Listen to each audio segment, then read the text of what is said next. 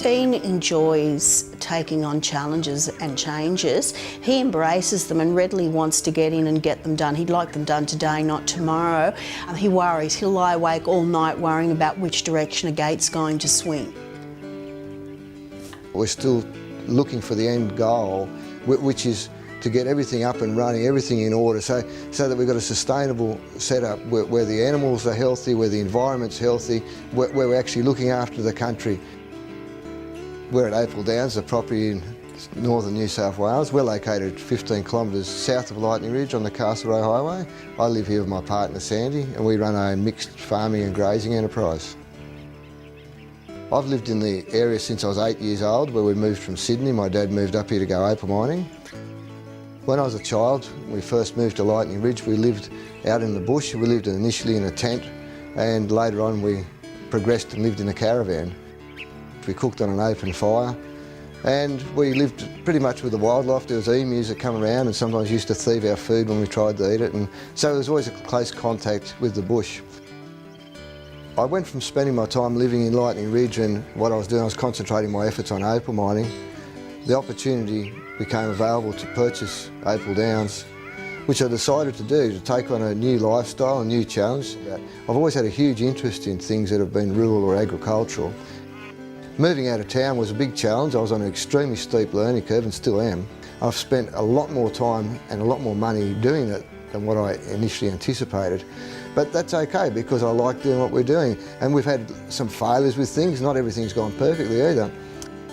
But once you start experimenting or starting to look into them, sometimes you find suddenly that there's all sorts of things, there's a whole world out there that you didn't know about. And any time you start on something new, there's extra vigour and energy, and there's an urge to complete the project that you've started on. It's far exceeded my expectations, actually. Attending conferences, going to meetings, meeting different people, these things are very useful, because especially for somebody like me, who's on a very steep learning curve, I don't have a history, a rural background. So I'm not stuck in the logic that goes, granddaddy did it like that, daddy did it like that, must be the way to do it. What I do, I have to go around, I have to speak to everybody, I have to see how they do it, ask them their opinions, and you get a variety of different opinions. And then from that, then I sift through all the information that I've obtained and think, okay, this is the way I think I'm going to approach it. Do I make the right decision? Oh, not always, of course, but I pretty quickly find out when I do it wrong. Initially, when I moved out to Opal Downs and I looked around and had a general overview of the work that I believed needed to be carried out to make the property a viable proposition, and I figured out that I'd need to be on a 10-year plan. Now, since that 10-year plan was initiated, 15 years have lapsed, and I've got another 5 years of work planned out now. So the 10-year plan now has turned into a 20-year plan, I suppose, in reality.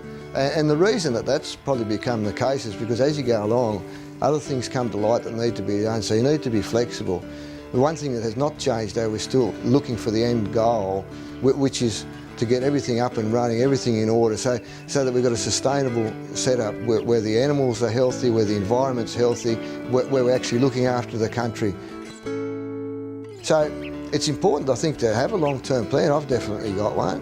Had I been financially in a position that I could have done everything all at once, I could look back and I say, gee, I would have made lots of mistakes. I probably still have, but because I wasn't able to do that, and because I've been able to modify my ideas as I'm going along, I think we're going to end up with a better result in the future.